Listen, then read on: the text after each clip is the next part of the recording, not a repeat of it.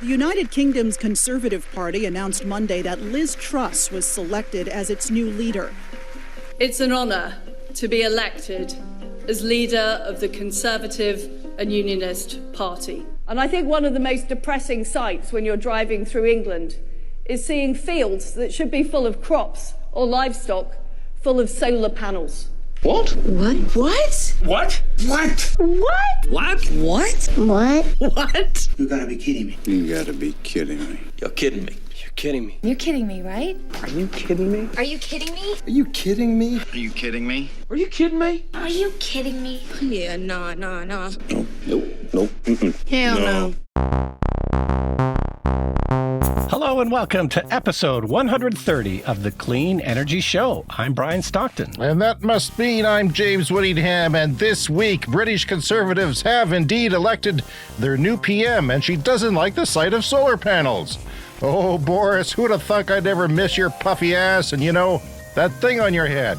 In a shocking announcement, General Motors offers to buy out any Buick dealers that don't want to sell electric vehicles.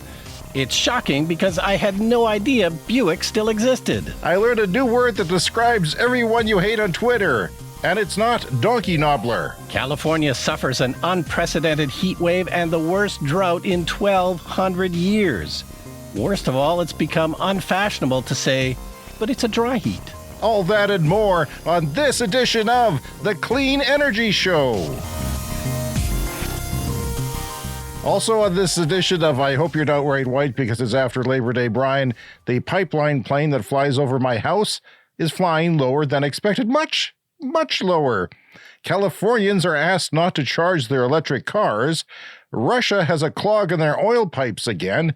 And a wildfire warning in Alberta reminds people you can't run a gas pump without electricity. First of all, how's your back this week?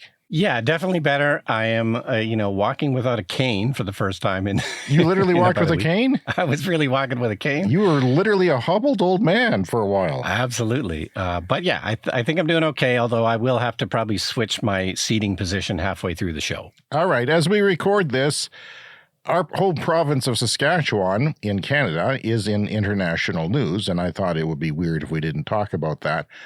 Yeah, we've been having all kinds of emergency alerts on our phones night and day of a terrible tragedy that has taken place on a First Nation and around. And for a while, the mass killer has been believed to be hiding in the city that we live in.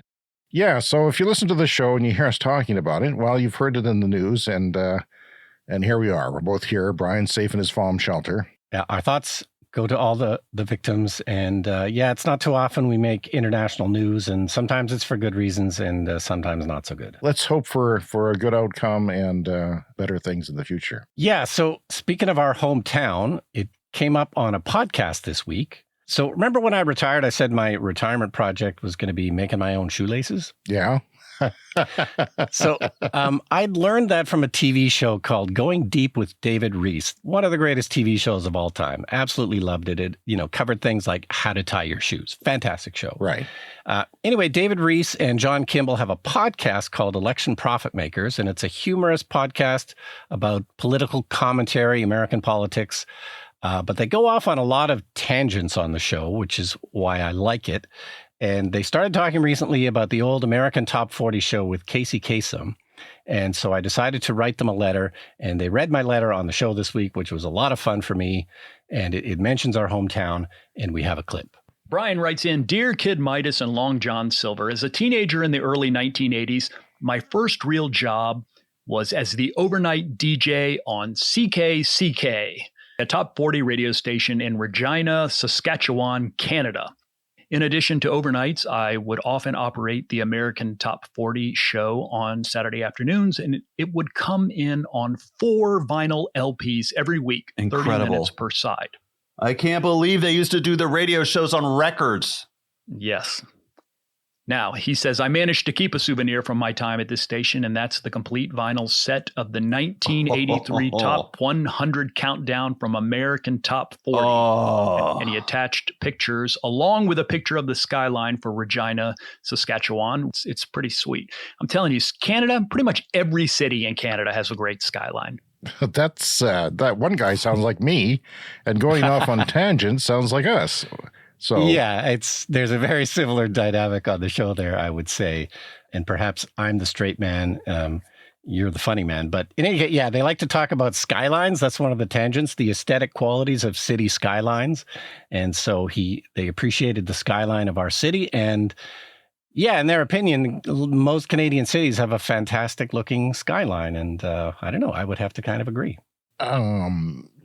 Yeah, sure. They're not bad. I remember somebody from going through town once. I told the story in the show before. I was going to a newspaper conference, a student newspaper conference in Winnipeg, and he went through Regina. He said, "Hey, your town looks brand new," because he just drove by it and looked at the skyline, and it's all glassy towers, or at least it was 30 years ago when I was in university. And apparently wherever they were from didn't have that. And the other nice thing about our skyline, it rises out of a completely flat prairie. Like, it's very unusual to have a city built on a completely flat thing. But then the other part of the call, so yeah, it makes me sound super old to be relating this story, but I used to operate the American Top 40 show. It came in on records. They would make a record every week, 4 LPs, and that's how we would play the show on the radio. That is amazing. It would come in the mail, I guess. I don't remember. But so I have the complete top 100 countdown from 1983. It was usually meant to be played like on New Year's Eve. You start at 4 p.m. The show wraps up at midnight, top 100 hits of the year. So next year, it'll be the 40th anniversary of this 1983, top 100. So I've always been meaning to have like a New Year's Eve party or something where we, play the 1983 top 100 countdown. But I don't know, then I'd have to stay up till midnight, which I don't think I'm going to do. Oh, that's tough for you. That would be, you would need an injection of some sort. Yeah. So huge thanks to David and John and the Election Profit Maker show. That was a lot of fun. And you can go on, eBay and Discogs, and you can find them, for sale. You can buy them sometimes. I mean, I think the one I've got is probably worth a couple $100 or something. But. Was it like the Casey Kasem Talking was on vinyl too? Oh yeah, everything. So you didn't have to do anything. I would have to insert the commercial break. Oh. So he would say, "And coming up next, right after this," and then you'd have to pause the turntable, play the commercials, and then start the turntable back up again. Have you ever paused a turntable while it was playing something and went? Ooh. Don't remember doing that. Good, no, but. Good. We used to play songs on carts. Like, there were sort of like 8 tracks. Yeah. That's how all the songs were played on the station. Yeah. So sometimes, like, there's a few songs that have pauses in them. Like, the music stops for a second. So sometimes for fun, we would pause it, the pause for a little extra. You dirty bastards on late night radio screwing with people. Yeah, it was a lot of fun. You rebel. That's funny. And weird. So that's our broadcasting heritage here at the Clean Energy Show. Well, that is so weird. Like, you've never mentioned that to me before. That's such a weird thing. I wonder if it was just practical because they could stamp them out at the time. They couldn't, like nowadays, they could stamp a CD, I suppose. There were enough stations to play the show that, there must have been thousands of them. Copies. Like, there must have been a lot that they would have had to make. Yeah, like 1,000 or 2,000 maybe. Who knows? Well, I was driving into my North Regina subdivision, I guess, made in the late 70s. So it's still at the edge of the city. And I saw a plane flying over the subdivision here from a different perspective. It was the pipeline plane from a different perspective. It wasn't flying over here. I thought the damn thing was landing. Like, it was so low. So I was kind of curious, and I used a Flight Tracker 24 software online and in my app to track it sometimes to see where it's going. And it says calibrated 2,100 feet, but I thought that was 2,100 feet because that's where the air ambulance helicopters fly. It's not, though. It's not above terrain. It's above sea level, and we're 1,900 feet above sea level. So that sucker is 200 feet above the ground. Yeah. And this is the plane. I've got a toy drone, Brian, that almost goes that high. And if I hacked it, it would. I'm mortified. Like, it's a very serious subject. But it's not out of the question that anybody could be flying a drone at a couple of 100 feet and run into this airplane, which by the way, inspects the pipelines for leaks. Yeah. So I did some research on pipeline inspection planes. They call them pipeline patrol pilots. And apparently in the old days, not that long ago, they would fly 50 to 100 feet off the ground. Now, I'm sure they wouldn't do that over a city because there would be cell towers and and things like that. And by the way, a cell tower is probably that high in some cases. So that's interesting. But somebody died in Edmonton in 2013 doing it because they were taking pictures. Their job is to take photographs and fly the damn plane by themselves. Wow. Well, I remember I made a film one time where we rented a helicopter and we filmed some stuff from a helicopter. And my recollection back then was 1,000 feet was as low as the helicopter was allowed to go over the city when we were flying over the city to take some shots. So the pipeline planes must have their own special kind of regulations. It gives us PTSD here. It sounds like World War II because they sound like they're flying right over your head. Incoming. Always yell incoming when it comes. It's my family just as a joke. Nobody gets it, but I amuse myself, and that's, how it goes. That's all that matters. Yeah. This plane just does the pipeline through the small city we live in of 200,000 people or so. Just does that stretch. So it takes off and lands in about, less than 15 minutes, and it's done its whole work. Wow. The other day, though, I tracked it and it took off and did it twice. And then it took off down the pipeline, which also splits our bedroom community of Emerald Park / White City. Yeah. Diagonally. The pipeline just splits it in half. You're on the wrong side of the pipeline. I know. But, well, it's still fun. And, there's lots of gophers out there. And I heard on the radio that they're going to stop poisoning the little bastards. They can be annoying. The Richardson ground squirrel, which we have here in abundance, and they will reproduce. They will come into my yard and eat my strawberries and assert themselves and get cocky. I've spent lots of time staring at them. And they will, they chirp. They make this high-pitched chirp. And it's just really irritating after hours. It's, kind of bad. It's like having a really nasty crow around or something. By the way, the crows disappeared. I mentioned that. We started the summer, lots of crows. They're gone. I don't know who shot them or ate them or whatever, but they're gone. Yeah. Well, I guess they're moving on. CBC had a news story that perked my ears up on California.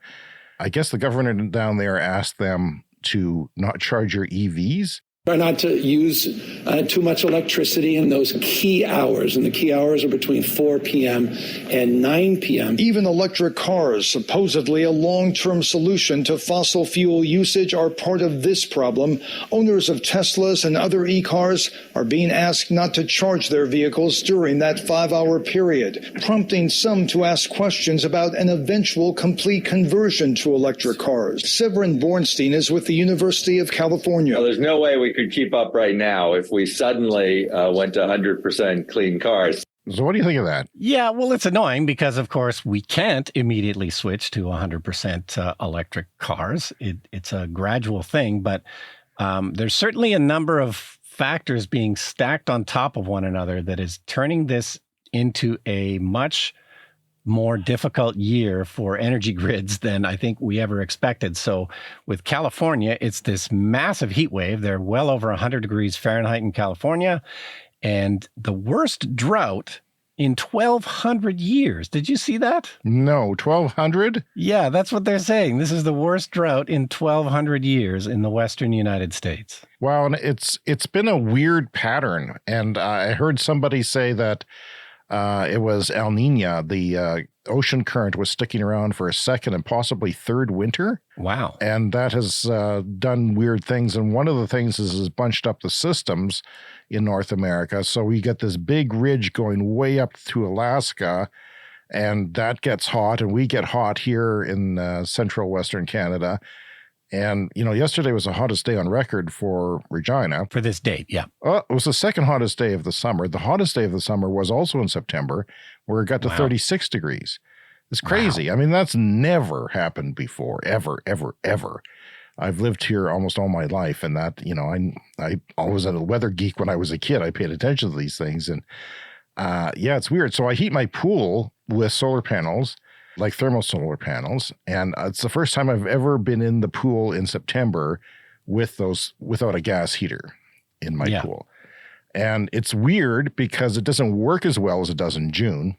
The sun goes down early and it goes behind trees, my neighbor's trees. So the pool itself gets shaded, and it's unpleasant to be in there when you're not in the sun. So it takes a longer time to heat up.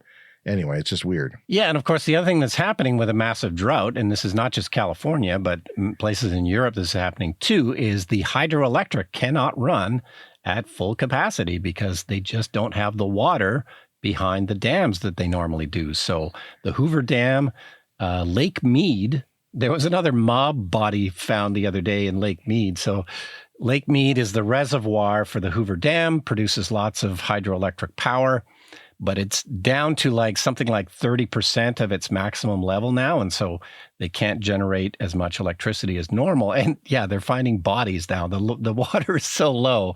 They're finding bodies in there that have been there for decades. And the rivers are low in Germany, so you can't transport coal. Yeah. And the water is too hot to cool some of the nuclear plants in, I believe, France. And this is now. This isn't 100 years from now. This isn't 50 years from now. All this weird stuff is happening now and posing problems for non-solar and wind, I would say. Yeah. And the other thing I would mention here is, I think we talked about it, but there's a Tesla virtual power plant pilot project going on in California. So they've run it 3 times now, and they're probably running it again today. So today is expected to be perhaps the biggest peak of this energy crisis in California. They may have to go to blackouts today in California as we record this, because they may not be able to produce enough energy. But anyway, it's not enough to save the grid, but these virtual power plant in California can output up to 50 megawatts, which is, a promising start. Imagine eventually when, every home has a backup battery, that would be enough to kind of stabilize these problems with the grid. But I thought that was super encouraging. 50 megawatts from a virtual power plant. These are Tesla Powerwalls in people's homes that are connected with software. And when called upon, they can all shoot power to the grid at up to 50 megawatts, apparently. And 50 megawatts is 5 times the peak capacity of the solar plant that I visited in Saskatchewan. Yeah. One of the first ones that came online. The only ones that they're allowing now is 10 megawatts. So 10 megawatts, yeah. This is 5 times what that is. And that just further illustrates how puny that solar farm from Sask Power is. Yeah, so they're expecting rolling blackouts. It's expected to be 115 degrees today in Sacramento. That's 46 Celsius. That would be a record. And people are going to turn on the air conditioners. They're telling people not to charge their electric cars, especially during peak hours. And, I don't think people do, because in California, there's like peak energy demand, right? Yeah. I was posting this on Twitter, like if you have an EV, you can get a special plan on the grid there, the utility, and they will, they'll charge you less overnight. So if you have an EV plan, you pay, I don't know, it's a third or something like that of what the demand is during the day in the early evening.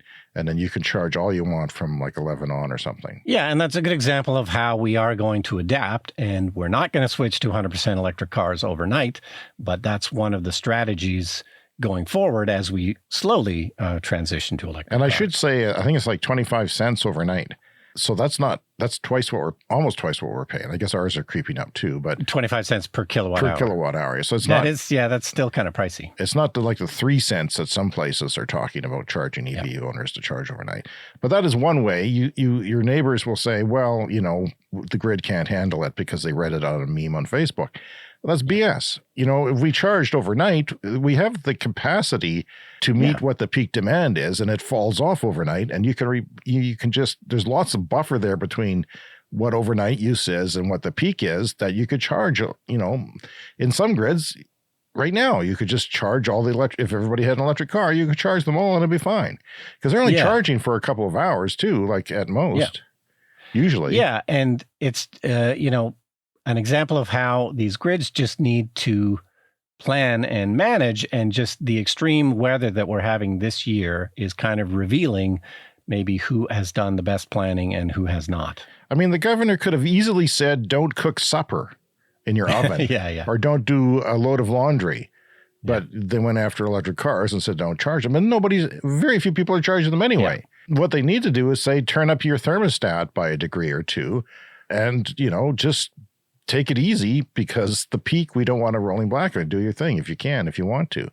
And an industry can help with that as well. They can slow down their shifts at factories or whatever. But yeah, so we'll see what happens if there are, in fact, I guess they're 5,000 megawatts short of its power supply peak demand that's forecasted by their computers, and that'll hit at 5:30 p.m. Pacific, which is a couple of hours after we're recording this. Yeah, we'll see how that goes. So yeah, Russia has again stopped supplying gas to Germany through the pipeline that we've been talking about over the past few weeks on the show. So again, Russia has said, no more gas for you, Germany.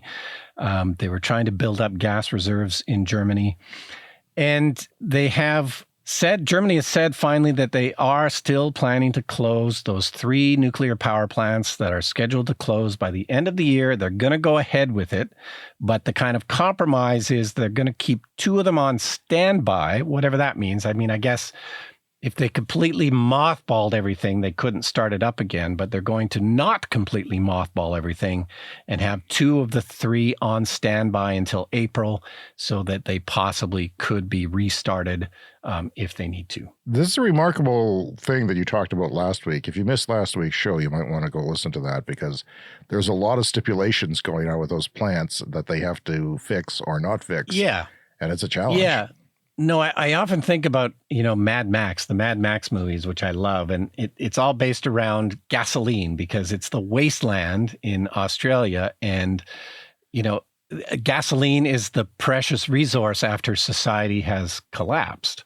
But, if we were to have this Mad Max future now, it would really be solar panels and batteries would be the precious resource. And it's a much, much simpler thing than having to make gasoline and store gasoline or process it or whatever you have to do. And the same thing with nuclear power plants. Like a nuclear power plant's not going to be much use in a post-apocalyptic world because it's too complicated to run. And so I did enjoy that segment on last week's show. It's not as simple as just deciding to keep a plant open or close it. Nuclear power plants have so many rules and regulations and laws. They would literally have to change the laws in Germany to keep those power plants open. And hats off to the employees of the nuclear power plants in the Ukraine, which are essentially prisoners of the Russians, and who've decided, because speaking of, not being used in an apocalypse, well, you have to have the expertise there, and they're basically forcing them to be there. It's just a horrible, horrible situation. Yep. And Brian, speaking of emergency alerts, we've got a whole bunch of alerts, but Alberta had some emergency alerts that I'm going to make fun of, or at least make light of, because Jasper National Park in Alberta, straddling the Alberta-BC border, it is, arguably one of our national park's best areas. It's amazing.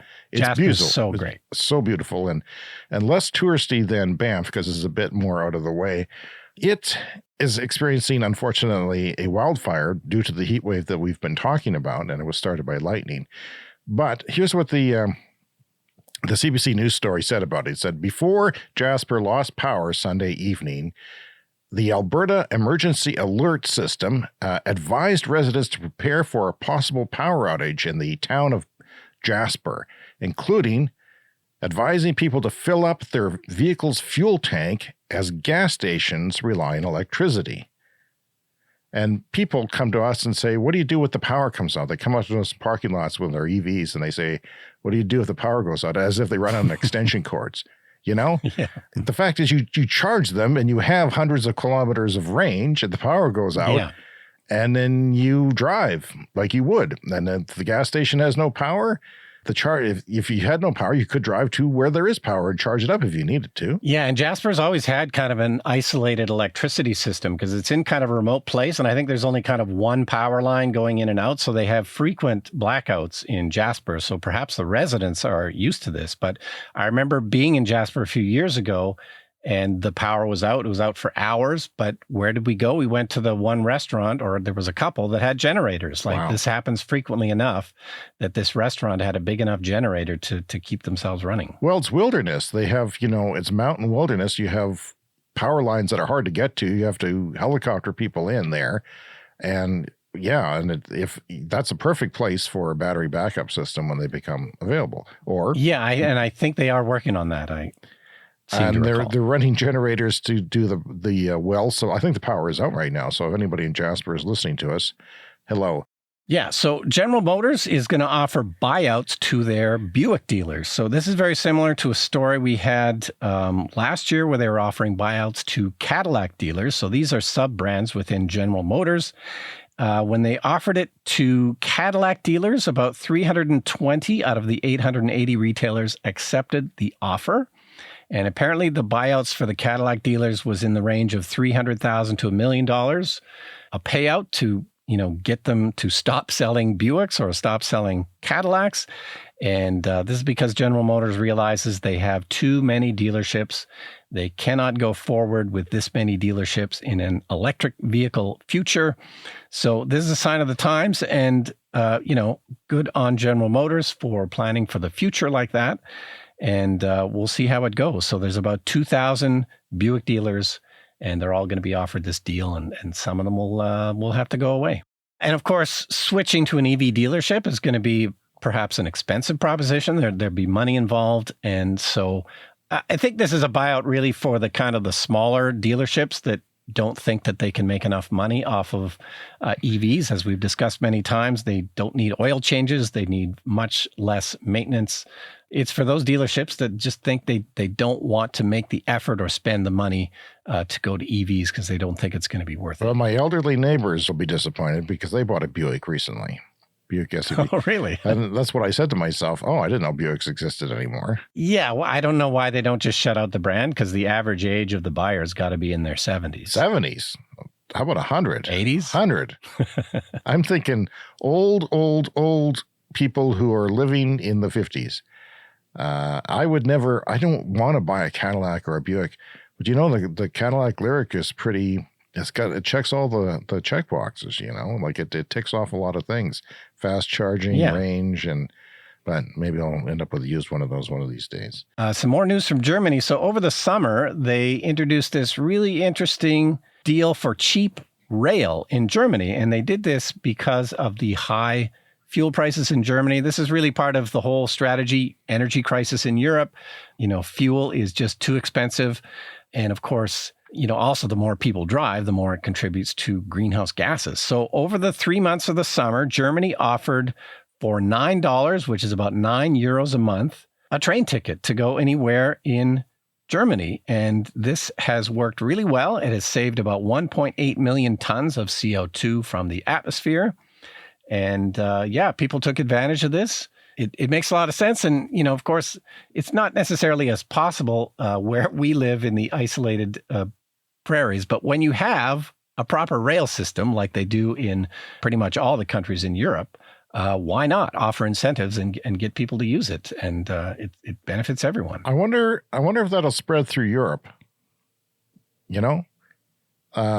just because there's a big crunch coming on energy, and maybe that idea will spread, and that will also maybe change some people's habits. Yeah, I hope so. And of course, it's also just a bit of a help because, gasoline is just so expensive. So it's a way to help out your population and give them a break on the high fuel prices. This is the Clean Energy Show with Brian Stockton and James Whittingham.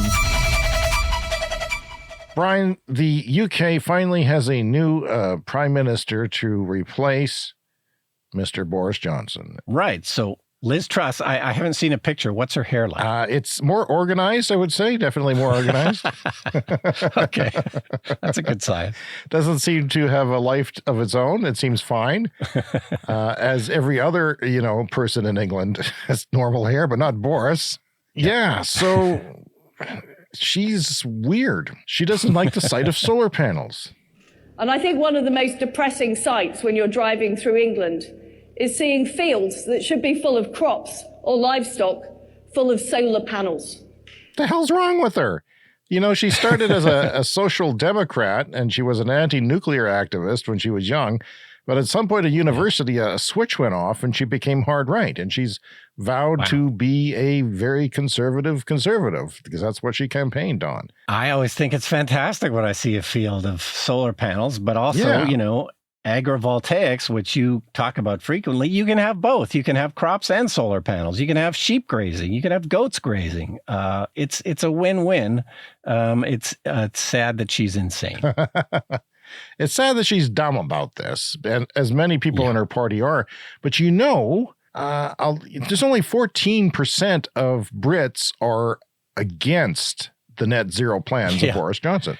14%. That's you can't have 14% of people are against sunny days. Like there's just that's unheard of. Like that's a very strong support for clean energy and net zero. Yeah. So that's a weird stand for her to It's take. not a good, it might, she's making it a sort of a culture war, using the climate as a culture war thing. She doubled down on her comments during the leadership campaign that farmers feels shouldn't be full of solar panels, and several conservative MPs have raised it. And, solar farms in the UK currently account for 0.08% of total land use. That's very little land use right now.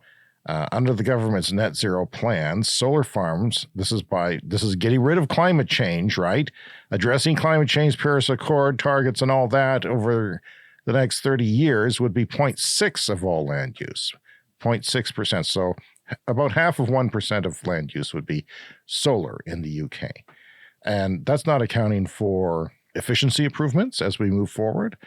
We'll need less panels, and maybe there'll be different ways to deploy them. Yeah, it's a strange thing to, plant her flag on.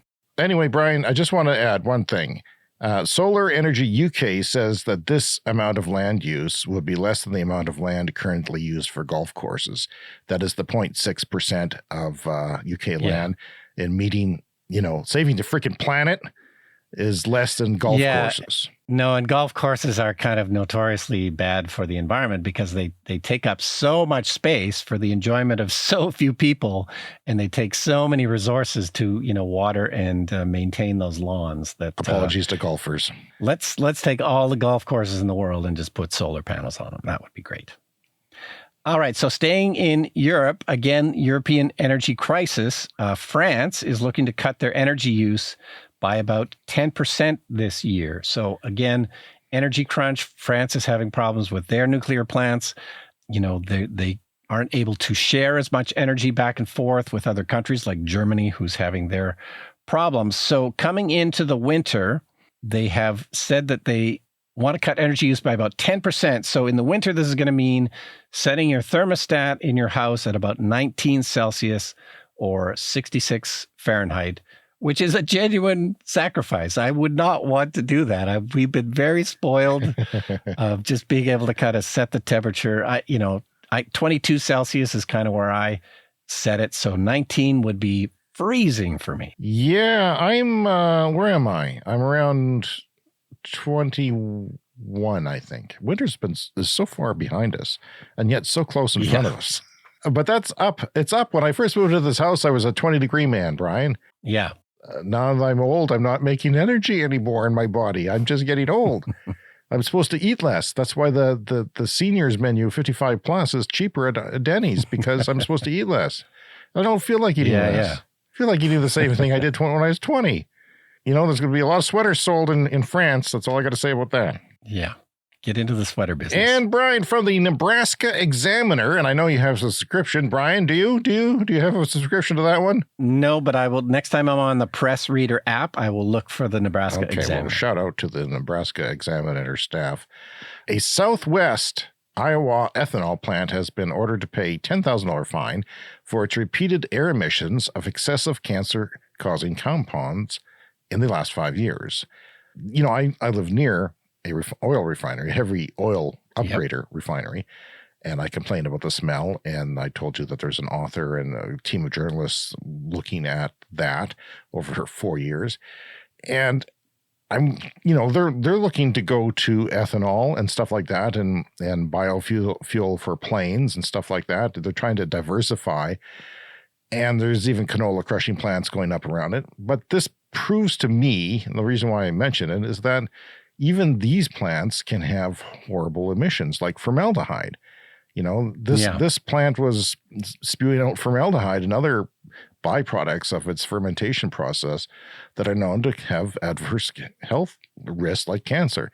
So actual harm to the environment and public health may have occurred, says this order from the Iowa Department of Natural Resources, and due to the amount of pollutants that were and are being emitted. So, yeah, it's just something to keep in mind when you think that, oh, good, your refinery is going bio. It can be bad for you as well if you live near one. Yeah, no, I've never been a fan of the biofuels. It's a stopgap that we probably don't need. Yeah. Okay, so rumors are heating up about a possible Tesla factory here in Canada.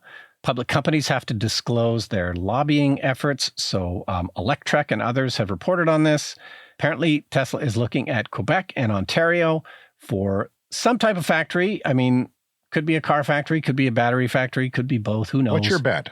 Where's your bet going right now? I'm thinking it will be a car factory, and I'm thinking Quebec. There is a long history of not only automobile production in Ontario and Quebec, but also mining, a lot of the minerals. And of course, Tesla's trying to local source as many of the minerals and metals and stuff needed for electric cars, for the batteries. So yeah, best case scenario, a battery and car plant. And I'm leaning towards Quebec, but that's really just a guess. I'm leaning towards not being a normal car plant, like not a XY3. Not a full-blown thing. No, yeah. It could be batteries, or it could be something weird like Cybertrucks and semis. That's my guess. Yeah. Because they both take up a lot of batteries, so maybe they'll just make the batteries for those two things. And I don't know. Like they'll be able to transport them to the East Coast, because that's kind of one of the challenges of the Texas plant is having to transport all that stuff to the other half of the country, the eastern half. Yeah, and like I say, there's a huge history of doing this. Like all the major car brands have factories or have had factories in Ontario and Quebec and Canada. So clearly there's a decent reason to do it. I mean, if others have done it, then probably it'd be a work for Tesla as well. And on the Great Lakes, that's a port. That's access to a port. So if you wanted to ship to Europe, that's another option. Yeah. It's not just the eastern part of North America. It's a shorter shipping route to Europe, where a lot of these things are going to be bought over the next little while. So I was on, once again, I know I mentioned this a lot, but I was on the Chevy Bolt user group that is largely the United States. There's a post, there's so many people there compared to Canada that there's a post every couple of minutes, and it eats up my Facebook feed. But I always find it interesting, Brian. There's a guy named Randy Moffat, which is interesting because I went to high school with the person of that name. And the fear of change, this is something that he pointed out in a Facebook post talking about all the hate that EV owners were getting. And so he came into this and he said the fear of change has a word. It's called, Metathesiophobia. Do you want to give that one a try? No. Look, you do. No, you do Finland pronunciations. Why can't you do this? No, I think you did it slowly, but you did it about right. So it is the fear of change. And I hadn't heard of this one before. Have you heard of that one? I've heard of lots of phobias. No. This is basically what's going on in the world. If you're looking at Facebook hate and people uncomfortable with EVs. So why do they give a crap? I mean, you could say, well, they're forced to in 2035 or in California and other places. Mm-hmm. But that's not really a pressing issue right now. It's not here before us. Why do people hate on EVs so much? And it is a fear that people are going through a fear of change. And the fear of change is evolutionary in humans. Our internal predispositions teach us to resist change, mainly to always feel in control. So these people are feeling out of control, and these are the people who like to feel in control the most in our comfort zone. Yeah, and of course, it isn't just a hatred of EVs. It's just a reaction to, people are scared about getting off fossil fuels, which seems like a weird thing to us because it's a whole new dawn of a fantastic new day. It's nothing but good news getting off fossil fuels. But yeah, people are just scared about change. And you see it a lot in Alberta, our neighboring oil province, where people are just absolutely dead set on sticking with what they know, which is oil and gas. And here's a clip from YouTube. We are all afraid of the uncertainty that comes with change. We would rather things be not so great than go through the risk and process of change. So this specific phobia can reduce one's will to live, so this is pretty extreme. Wow. The phobes who have this often feel like they have no control over their lives, owing to constant changes. He tends to live in the past and may also be depressed. So there you go. Their phobia makes them unwilling to move. So Randy says on this Facebook post, I became interested in computers in the early 1970s and learned to program. So that's very early. Like, very few people were doing it back then. I was always on the cutting edge of technology. The amount of hate was palatable, with people accusing me of being a Satanist. Randy's from the States, where there's lots of, Baptists and religion and stuff. People said they would never own one. This is a computer. Okay. Yeah. So we are going through this again, he says. However, now the government is issuing mandates for this transition to EVs, making the fear even worse. When I got my first EV almost 9 years ago, I had neighbors calling me crazy. My next door neighbor said he would never own one. Last weekend, he told me he just ordered his third. So be patient, be non-confrontational, just set a quiet example, and someday, just like computers, they will figure it out. And I thought that was a great post I wanted to share with our listeners. This happens all the time. Like, I follow photography and cameras and stuff, and there's a move now from optical viewfinders to electronic viewfinders and cameras. And it's progressed enough that people have accepted it. But, 2 or 3 years ago, you had people just hatred for electronic viewfinders on cameras. Like, people just hated the idea of it. And one by one, they're all moving to it. It happened too quickly for them to comprehend. I don't know. As soon as I found out about it, I thought it was fantastic, and I couldn't wait to switch. So yeah, this is definitely a mindset, conservatives versus progressives. I had one on a point and shoot camera, 15, long time ago, a lot of years ago in the digital camera age. Didn't care for it. Of course. They were crappy. You couldn't focus. You couldn't do anything. I'm sure they're getting a lot better, and I have not actually used one myself. It was very clear to me early on it was the way of the future. But people just take much, much longer, generally speaking, to catch on. All right, let's dip into the mailbag. The user feedback this week comes from Doug in Colorado, who wrote about our May 2nd show. Doug, you're behind. You've got a lot of catching up to do. Take some time off work if you have to. Binge listen our show. So he says to us, thank you for highlighting the problem of light trespass from harsh, glaring LED streetlight fixtures. And he says an excellent resource is the International Dark Sky Association. They have everything people need to know about light pollution, including model lighting ordinance. And also, thanks for covering the UPS replacement gasoline mail delivery van contract debacle. Hoping Canada learns from the United States. The U.S. is making big mistakes, and I hopefully pushes Canada to do much better. Yeah, so I vaguely remember talking about LED lighting back in May. That was a long time ago. LED lighting, I think what we said at the time, it's a fantastic opportunity to upgrade things and make it better and reduce light pollution. But, since LED lights are still kind of new technology, a lot of the designs aren't great. Cities don't quite know how to implement them yet. And a lot of the times they're just too harsh. But yeah, my pet peeve is the brightness. We have the ability now to put them on timers and control the brightness. So, street lights could come on at full power kind of in the dusk times. And then, you could eventually back those off at 3 a.m, just turn all the street lights down. And if you've ever been out in the middle of the night, you don't need a whole lot of light to see once your eyes are adjusted. I'm surrounded by a ridiculous amount of light pollution.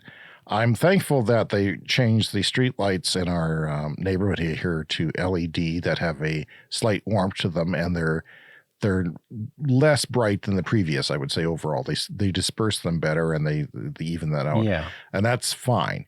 However, my neighbor across the street, across the boulevard, he's the person with the police stickers all over his house. He's scared of getting killed. And he's got this bright white LEDs just glaring on his property like a landing strip for an airport. And then across the pipeline field, which is, 50 meters across, 50 yards across, there's another guy who has a giant white light in his backyard, and it shines, and I can see the gophers, and anything going around in the night. And then there's a school there as well, which is further away from me, but they have this never-do-well lighting to keep people from, doing things there, because people do things there. Loitering. But it's blindingly bright, and it shines in my drapes, and it's a long ways away, and it's light pollution. And all these lights that I speak of are not on the spectrum of warmth. So they're the bluer side, and they bounce. And those are the wavelengths that bounce up into the sky the most. And I think I talked about this on the show, but I've got a street light just right outside of my house. And a couple of years ago, the bulb went out, and it was the greatest, because I don't want that giant street lamp shining in my windows at night. It was so great. I was very disappointed when they fixed it. You should have rented a bucket truck and went up there and put some tape over it, just to lessen it. Put in a low wattage bulb. And also yesterday, I was coming home from Home Depot, and I saw two trucks with Amazon delivery vehicles on them. Like there was 4 Amazon delivery prime trucks, the kinds that look like the EVs that they're coming out in the States. Oh. So, of course, I went and checked them out and saw the giant tailpipes on them. Was very disappointed. But there's a Ford Transit vans converted, and they should be EVs, and they're not. We don't have those around here. We have a third-party delivery service, don't we, in Regina? No, it hasn't been great for electric sort of transit vans around here. Yeah, but there was one place, remember last week we talked about a place in Saskatoon that got one for delivering at a bakery, and it's just... And they're saving money hand over fist. It's free. They said it's paying for the payments. The same money they save on gas is paying for the payments for the new vehicle. So how great is that? And of course, we love to hear from you. So, right now, get out your pen, get out your typewriter, cleanenergyshow@gmail.com. Write us with an angry letter. Tell us when we're wrong. Tell us when you agree or disagree with us. We're on Twitter. We're on TikTok. Clean Energy Pod is our handle. And don't forget to check out our YouTube channel for all kinds of things going on. We got 2 YouTube channels. I dare you to find the second one that has the audio-only podcast. Probably can't do it. Leave us a voicemail at speakpipe.com/Clean Energy Show. It's been ages since anybody left us a voicemail at SpeakPipe, so be fantastic if somebody did that. Yes, we'll mention your name and your birthday. So mention your birthday, we'll mention your birthday. Here we go, Brian. It's the Clean Energy Show lightning round, where we breeze through the headlines and end the show on a fast pace. End-of-life batteries from electric vehicles are not likely to be the primary source of recyclable material until the mid-2030s, according to Benchmark Mineral Intelligence. Yeah, I think we talked about that last week or the week before, that it's going to be a very slow ramp-up because electric vehicle batteries are just lasting way longer than people thought. Our friend Donald Trump has gone on a nonsensical rant about electric cars the other day at a rally. He says we need to get rid of them. The story was on electric. And we have a clip, but I'm not going to play the man, okay? I said to myself, how can we cover this and not hear his stupid freaking voice? You already said his name, which gives me I'm sorry. creeps, I like how Stephen Colbert does it. They have Twitter people come up with nicknames, which always make me laugh. Different names for him. But this is very, very similar to the British PM, the rant about solar panels. Yeah. This is kind of the same thing. This is trying to make it into a culture war type of issue. Well, speaking of Britain, I had a computer read his text in a posh British accent, so here it is. Fantastic. A friend of mine wanted to do something for the environment. He went out and bought an electric car. And he made a certain trip, I won't say from where, Kentucky, and he is a good person. He wants to do what's well, and now he understands, hey, not so good. He bought an electric car and he made the trip often from Kentucky to Washington, and he made it. He would drive down, put the car away and drive back. He was getting like 38 miles per gallon. It took me more time to charge in the damn car than I could spend in a drive-in. It took me 2.5 times. My name is Donald J. Trump and I'm an idiot.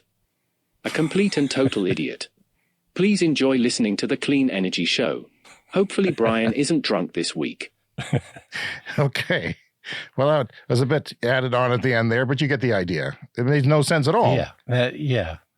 And we all know electric cars work great for road trips. They do. And, the author of that electric piece, Fred Lambert, pointed out that he went from New Orleans up to Quebec, didn't have to stop for more than 30 minutes. And he had to dine anyway, had to eat something and go to the bathroom and stretch his leg. Yeah. it wasn't an inconvenience at all for him and his Tesla. Yeah, with the caveat that the Tesla charging network is definitely the best and the third-party chargers maybe not as good, and you might still have some issues there. Have you heard of Boston Consulting Group before? Often it is quoted in the news on different things. It is a major consulting group. So 4 years, this is 4 years of Boston Consulting Group's U.S. electric vehicle sales forecasts. This is something that Wall Street relies on, consulting groups like this. And this is an evolution of how their forecasts have changed. We talked about this type of thing on the show, that people are always revising their forecasts. And we could have told them differently, you know. Oh, yeah, absolutely. So in 2018, they said 21% of sales will be EVs in 2030. This is the United States. Yep. 2 years later, they said, oops, 26. Year after that, 42. That's a big jump. And then this year, they're now saying 53%, which is a lot more common. And even that is like, you know, we doubt that. We think it's going to be more than that things are going to tip. This is an S-curve adoption, and we're at the steep part of the S-curve. This is going to go up way faster than people think. Just think back to, you know, when smartphones were first introduced and everyone's like, that's kind of a weird thing. And then you blink, and a couple of years later, everybody had a smartphone, and that's how fast it goes. You're looking at the chart now on our script. Look where it levels off. It levels off between 55 and 75%. Yeah, they're still kind of doing it wrong. They're still underestimating. S-curves of adoption don't level off until around 90%, like color TVs, cell phones, stuff like that. Yeah. When the last 10% is the hard to get. Yeah, and I will say, like, manufacturing cars, electric cars, is a lot more difficult probably than manufacturing something like a smartphone. So it maybe won't go as quickly as the smartphone, but it is going to go fast. From Carbon Tracker, just over 3,000 solar installations are being carried out every week in Britain. And that is up from 1,000 a week just 2 years ago. So it's tripled the home. That's a lot. The home solar installations have tripled in 2 years. So 3,000 in a week. That's crazy. It's time for a CS Fast Fact. Hawaii produces more renewable energy than all of Canada. Were you sitting down for that? Wow. Yes. Your posture is excellent this week, by the way. I'm happy to see your back is better. Yeah, I haven't had to change position. But yeah, we reported a couple of weeks ago they got their last shipment of coal for their last coal-fired electricity plant. And that plant did close down just the other day. So that's great. So yeah, the regulatory consequences are clear. If utilities fail to meet the renewable targets, they're forced to pay penalties, which must be covered by company shareholders and rather than the taxpayers. And that's the way it should be. That should be the lesson for everybody. The shareholders should have to cover it, not the ratepayers. Electric school buses in Massachusetts provided energy back to the grid for more than 8 hours this summer. 80 hours. 80. That is a lot of hours of emergency heat wave protection from buses that weren't doing anything because they're electric. They were sitting around all summer, and this is a great, use case in the United States where they have less severe winters, but summer heat waves need that grid backup. And those electric buses, which are just starting to trickle in really for schools, are there and useful. So that's awesome. Fantastic. 10 of 13 flagship CCS, that is carbon capture and sequestration, Ryan Sequest, projects failed to deliver, according to IEEFA Analysis. And that's 50% of goals haven't even been reached. And that's what our Boundary Dam, they mentioned the Boundary Dam, was the first thing they mentioned, right here in Saskatchewan. Yeah, we had one of the first carbon capture on a coal plant, and they have captured some carbon, but nowhere near what they thought they were. From Ars Technica, e-bike battery fires are pushing New York City towards a ban in public housing. That is, public housing is banning e-bikes. This is quite disturbing. But so is the reason why. So poorly made cells, tough work and lack of space, I guess, in these places are causing deadly rise of fires. A deadly rise of fires in the New York City. 26 battery-based fires in public housing since 2021. That is a lot. I mean, laptops can do that too. E-bike battery is made up of dozens of individual AA-sized batteries wired together and managed by a battery management system. And you were talking last week how you were told that you have to unplug. You can't just keep charging yours. Maybe that's the reason. Yeah, my e-bike doesn't have a battery management system, so you're not supposed to leave it plugged in. But yeah, I could see where this could turn out to be a huge problem. And by the way, my partner shops at Shoppers Drug Mart, and they had an e-bike in there for $250 for the weekend. Weird. But it was just this tiny little thing that didn't have pedals. It just had spikes to put your feet on. Yeah. Anyway, that's interesting. Like, sometimes those things are mismanaged. The charging is mismanaged. They're faulty. They're damaged. They're waterlogged. But a 5-year-old was killed in a fire, and it's very tragic. And just be careful if you have an e-bike battery. Don't, read the manual and be aware that you're not supposed to leave it. In many cases, you're not supposed to leave them charging indefinitely. But they're not inherently dangerous either. But anything that is a battery that charges, my charge and lead acid battery in my house for my my RV, so you got to be careful. Yeah. Washington Post, amid a bonanza of measures passed to cut the state's carbon emissions in California as fast as possible, the legislature in California approved a $1,000 refundable tax credit to poorer Californians who don't own vehicles. So it's paying people not to own vehicles. If you are poor-ish, I might even qualify, it will head to the desk of Newsom soon, and he's going to sign it. He's expected to sign it. The bill offers the tax credit to single filers earning up to $40,000 and joint filers up to $60,000 who live without personal cars.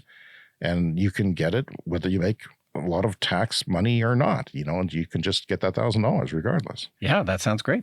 And maybe that's something we'll start to see other places. I've heard the concept before, but this is the first time I've seen it, getting passed. Oh, another CES fast fact from Nat Bullard from Bloomberg New Energy Finance. There are 148,026 convenience stores in the United States.